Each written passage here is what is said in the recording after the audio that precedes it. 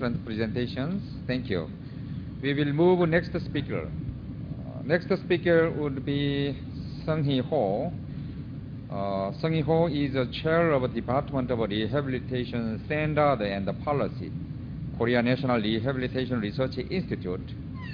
Her research interests at KNRRI include the development of rehabilitation programs, health promotion interventions for people with disabilities, and the development of functional assessment tools and patient classification systems. She is a member of the Health Committee of Rehabilitation International, Korea. Until 2008, she was a research assistant professor at the Department of Health Informatics, Graduate School of Public Health, Yonsei University, Republic of Korea, researching the knowledge-based system data mining application in healthcare. She is going to speak about healthcare and the rehabilitation of people with disability. Dr. Sung-hee Ho, please go ahead.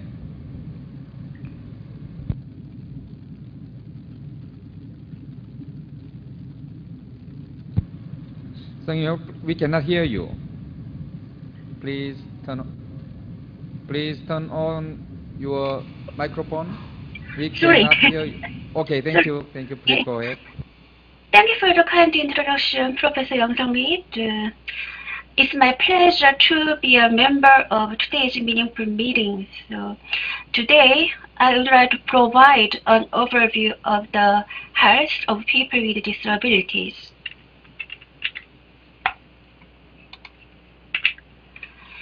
So, as you know, the health can be defined as a state of physical, mental, and social well-being, and the mere and absence of disease or infirmity. Article 25 of the Convention on the Rights of Persons with Disabilities by United Nations reinforces the right of persons with disabilities to attain the highest standard of health care without discrimination. The CRPD demands the following 4 areas for action, such as accessibility, affordability, availability, and quality in Article 25. So, according to the World Report on Disability by World Health Organization, across the world, many people with disabilities have lower levels of education, lower rates of employment, higher rates of poverty, unequal access to healthcare services, unmet healthcare needs than people without disabilities. The largest set of U.S. health data for people with disabilities, data 2010, measures health at the population level. Compared with people without disabilities, people with disabilities are more likely to experience difficulty or delays in getting health care they need, not have had an annual dental visit, not engage in fitness activities, use tobacco, be overweight or obese, high blood pressure, experience symptoms of psychological distress, receive less social emotional support. And how is the health of people with disabilities? I would like to provide a general overview of the health status of people with disabilities by looking at the different types of health conditions. Increasing evidence suggests that as a group, people with disabilities experience poorer levels of health than the general population. Disability is associated with a diverse range of primary health conditions. A primary health condition is the possible starting point for impairments on activity limitations or participation restrictions. It can lead to a wide range of impairments, including mobility, sensory, mental, and communication impairments. Examples of primary health conditions include ischemic heart disease, cerebral palsy, arthritis, etc. And people with disabilities have the risk of developing secondary conditions and comorbid conditions. A secondary condition is an additional condition that presupposes the existence of a primary condition. It can reduce the functioning, lower the quality of life, increase healthcare costs, and lead to premature mortality. But many such conditions are preventable and can be anticipated from primary health conditions. Examples include depression, pressure ulcers, urinary tract infections, and osteoporosis. And a comorbid condition is an additional condition independent of and unrelated to the primary condition. It is the same problem that affects the general population. The detection and treatment of comorbid conditions are often not well managed for people with disabilities and can weigh or can an adverse effect on their health. Examples of comorbid conditions include influenza, pneumonia, cancer, hypertension, and diabetes. And people with disabilities are greater vulnerability to age-related conditions than those without disabilities. The aging process for some groups of people with disabilities begins earlier than usual.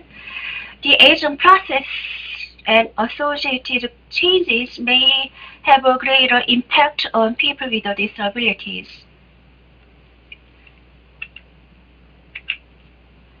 And according to the surveillance data from many countries, the increased rates of health risk behaviors are reported. Many people with disabilities are engaged in poor health-related behaviors such as smoking, alcohol consumption, drug use, and a lack of exercise. And people with disabilities are at greater risk of being exposed to violence than those without disabilities. Violence is linked to health outcomes including injuries, physical and mental health problems, substance abuse, and death. And people with disabilities are at higher risk of non-fatal unintentional injuries from road traffic crashes, runs, falls, and accidents related to assistive devices. Compared with people without disabilities, people with disabilities are more likely to have an increased risk of premature death and a lower life expectancy.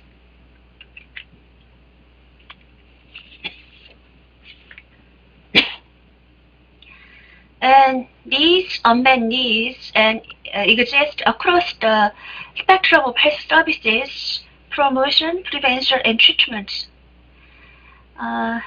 Misconceptions about the health of people with disabilities have led to assumptions that people with disabilities do not require access to health promotion and disease prevention.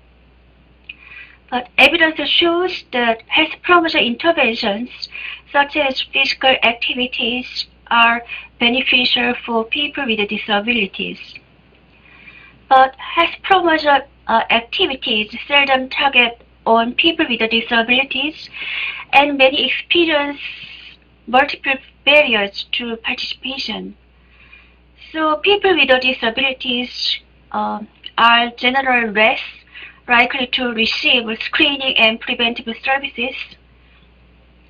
For example, several studies found that women with disabilities receive less screening for breast and cervical cancer compared with women without disabilities.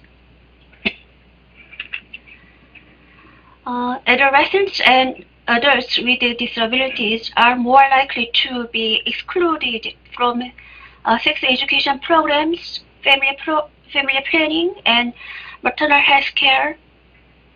The oral health care of many people with disabilities is poor, and the access to dental care is limited. Mental health care services are also needed, but many people with mental health care conditions do not get them. Sorry.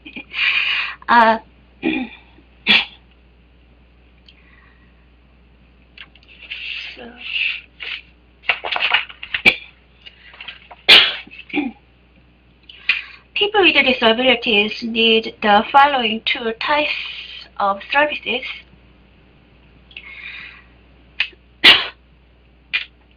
People with disabilities require health services for general health care, needs like the rest of the population. General health care needs include health promotion, preventive care, such as immunization, treatment of acute and chronic illness, and appropriate referral for more specialized needs where they are required. On the other hand, some people with disabilities may have a greater need for specialist health care than general population. Specialist health care needs may be associated with primary, secondary, and comorbid healthcare conditions.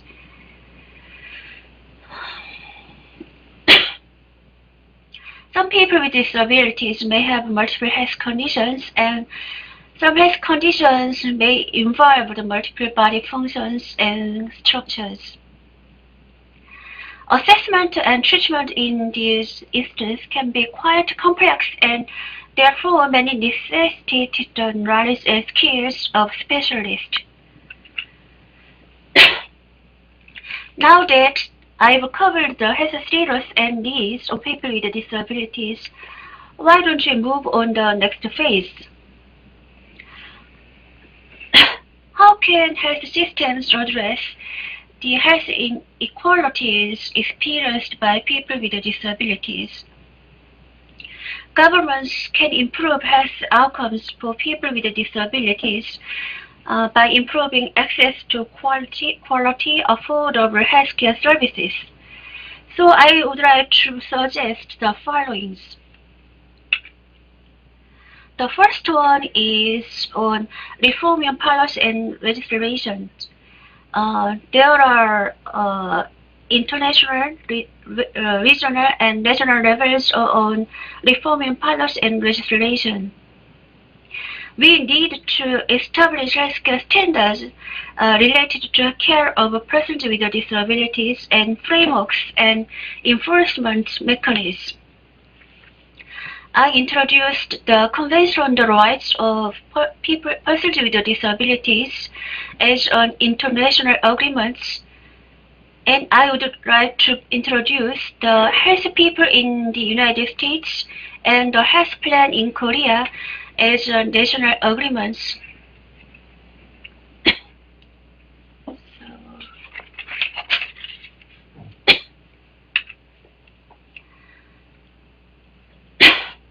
Health People is a set of goals and objectives with 10-year targets designed to guide national health promotion and disease prevention efforts to improve the health of people in the United States. And it is released by the U.S. Department of Health and Human Services each decade. You can see the graphic model in Health People 2020 on the screens. A society in which all people live long, health lives in the vision of Health People 2020. And this model represents the overarching goals of Health People 2020 and the determinant of health. Health People 2020 includes a small set of high-priority health issues that represent significant threats to the public health, and disability and health is one of these topic areas. Its goal is to promote the health and well-being of people with disabilities, and the disability and health objectives highlights areas for improvement and opportunities for people with disabilities.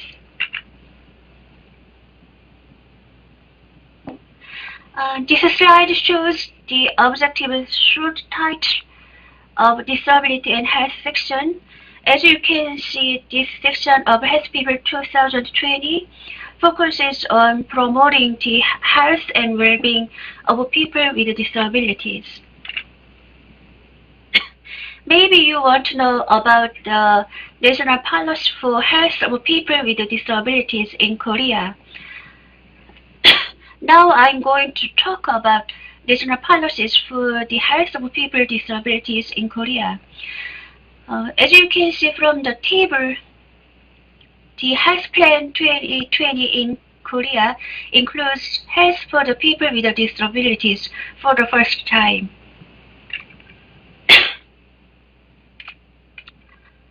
There are 7 categories, such as production of health statistics of people with disabilities, reinforcement of disability prevention, and health for disabled people section.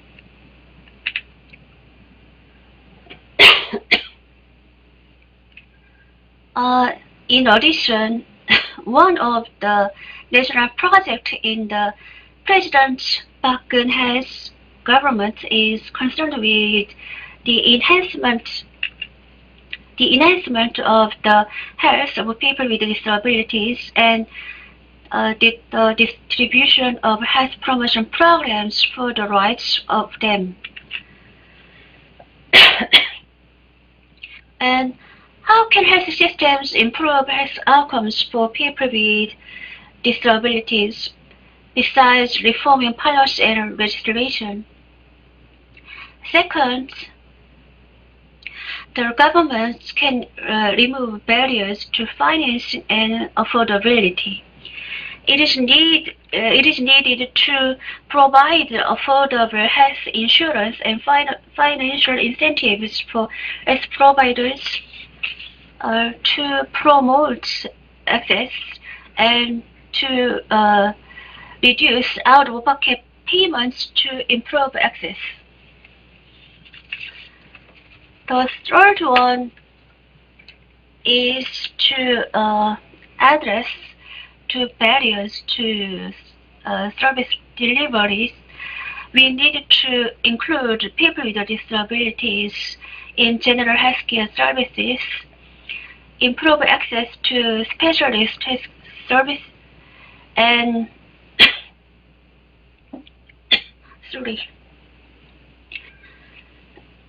and promote community-based rehabilitation and use target interventions and information technologies.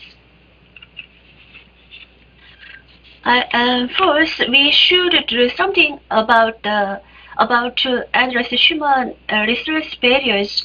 We need to integrate disability education into undergraduate training, support healthcare workers with adequate resources, and provide healthcare workers with continuing education. And the rest one is about data and researches. Evidence leads to better decisions and better health outcomes. Data and research are critical for providing information to help understand the factors that determine health status and develop policy to guide implementation and monitor healthcare services for people with disabilities. A lack of data and research evidence can create a significant barrier for policymakers and decision makers. So the Korean government started a health management research project for people with disabilities from uh, 2012. This slide shows, this picture shows an overview of the health management research project for people with disabilities in Korea.